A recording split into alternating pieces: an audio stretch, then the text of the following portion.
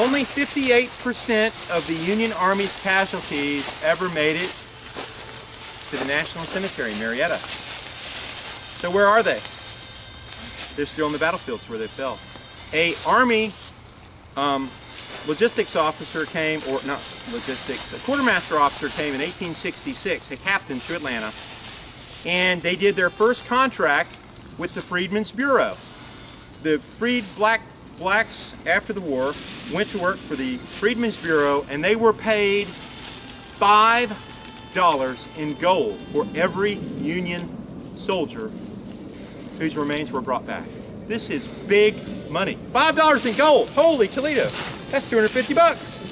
So they would go out, and the officers after the battles would write down immediately southwest of Dr. Gilbert, of the Gilbert home, are buried so many Union soldiers, whatever.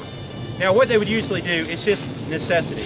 If they dug a trench, right, and their men were killed, their buddies were killed, they would very carefully put their buddy's blanket over his face, they would put him in and bury him, and they would mark where they're buried. Now, in trying to look for old cemeteries, and I'm the president of the Utoy Cemetery Association, we keep up the oldest existing cemetery in Atlanta, and we're going to go there a little bit later today. I've had some surveyors out to help me, and what they told me was an interesting thing. They said, well, they teach in survey school, if you're looking for where an old cemetery was, look for the English ivy. Okay? So a friend of mine, Dr. Jeffrey Disher, was right where we stand because he was looking for where his ancestor was wounded at the Battle of Utoy Creek, and he could find nothing but the markers. So I took him up here, we did a little research. I knew he was in the 100th Ohio. I took him right this route. And we were talking about when we came to this exact spot. This reminded me that I'd heard this. Well, Dr. Disher is a renowned thoracic surgeon in Chicago, as is his brother. Very fine physician. They're fascinated with their family's genealogy and the Battle of Utoy Creek. He sent me a long article from the AMA magazine that says that this plant has an affinity for whatever that the human body, when it decomposes, it likes that and will grow naturally. They didn't have dog tags, right? No, but they would take their bullets and they would smash them down, and each unit had an emblem. The 14th Army Corps' emblem was the acorn, like the unit at Fort Stewart today. The 23rd Army Corps had a different emblem, and the soldiers would, in their spare time, beat it down with their rifle butt, make a little emblem, and they would scratch their name on themselves, or they would come by, and before someone was buried, they would come and find out, you know, take their belongings and send it home to their wife. They would come after, they would have a truce after the battle and come and recover the wounds for the dead, and they would go get their buddies. I mean, soldiers are not unlike that today. It's Mr. Terry White, our Vice President of the Utoy Cemetery Association. I don't know if any of you ever knew the esteemed Ted Key, who was a Georgia history teacher in Clayton County Schools for many decades. Just passed away last September. He was he's in the Georgia Educator Hall of Fame, and he was twice Clayton County's Teacher of the Year. But every student that had him was touched by him in really profound ways. Perry had him, and I had him both as students. So. He was great. What's his first name? Ted Key. Yeah.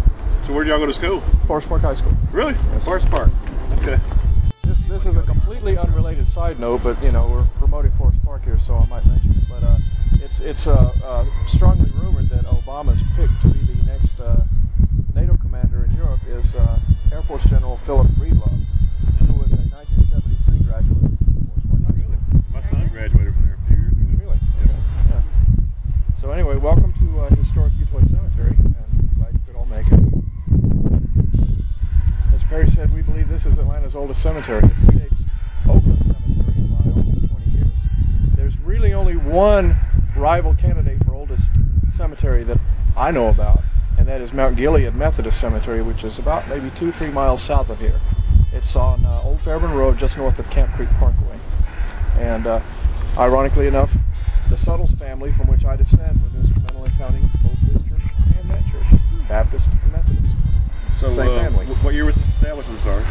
It was established August 15th, 1824, in a log house about 1 mile to the west of here. Okay. Not on this site.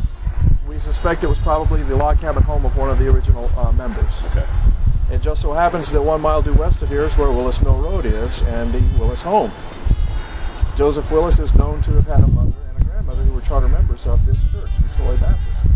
So it is entirely possible that the church could have been organized in the Willis home, because it is in fact 1 mile west of here. In the summer of 1828, the congregation relocated to this property, to the deed to this property in 1830. We have a copy of that deed that's on file in the courthouse. And it's also, there's a JPEG image of it in the history of the church, which is on the internet. So I encourage all of you to look that history up. You can read it at your leisure. And there's a lot more information in that book than I can ever tell you in person. All very thoroughly documented. As Perry mentioned, one of the early church clerks was Isaac Johnson. He was later sheriff of DeKalb County from 1830 to 1832, and afterward, in about 1836, he served as a state senator from DeKalb County. So this church, at the time it was founded, and for about the first 20 years afterward, was the only Baptist church this side of Decatur. So anybody who was anybody that was Baptist attended here, and they would come from many miles around to make it to this church. So we really did have a lot of Atlanta's pioneer families and prominent families that worshiped at this church for about the first 2 decades of its existence, and then gradually other churches started getting founded and built in other localities, and it just sort of just started going downhill from there. It survived into the 20th century. The building, that's the original church right there. However, it was burned during the Atlantic campaign just after the war, so that's not an antebellum building. We have that documented.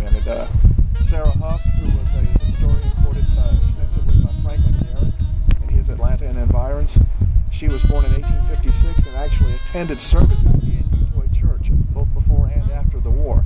And she is the one who informs us that the building was burned by the federal troops and rebuilt after the war. So that is a post-Civil War building there. Underneath the brick, the original clapboards are still there. So the building is substantially still the same, even though it doesn't look the same. If you'll walk this way, we'll show you some of the sites, and I'll explain as we go.